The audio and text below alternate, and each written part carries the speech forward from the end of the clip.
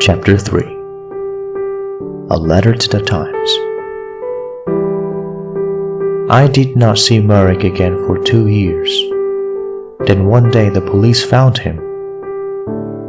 He had my card in his hand, so they brought him to the London hospital. He was very tired, hungry and dirty. So I put him to bed in a quiet little room, but he could not stay at the hospital. He was not ill, and of course, the beds in the hospital are for ill people. We have no beds for hungry people or ugly people.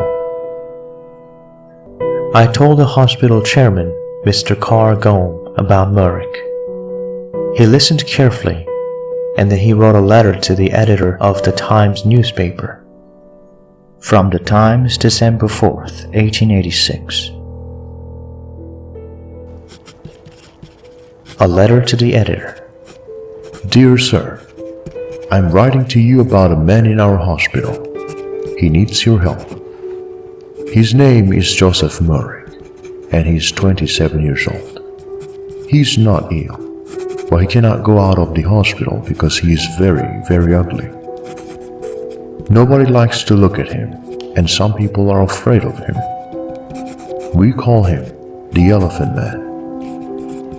2 years ago, Merrick lived in a shop near the London hospital. For 2 pence, people could see him and laugh at him.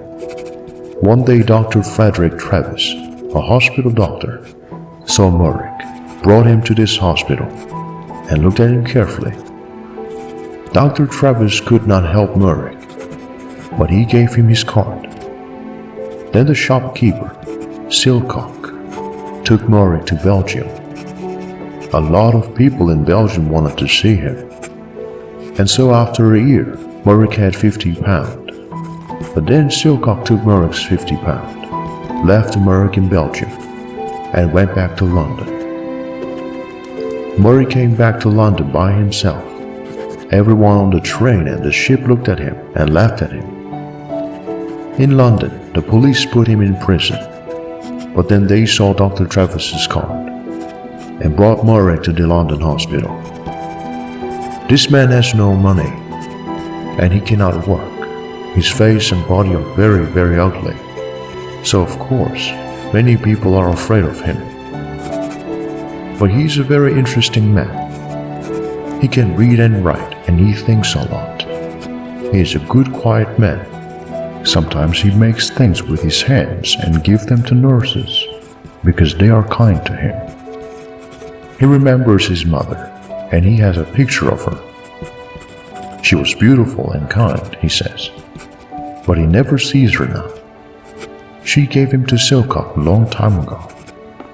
Can the readers of the Times help us? This man is not ill, but he needs a home. We can give him a room at the hospital, but we need some money. Please write to me at the London hospital.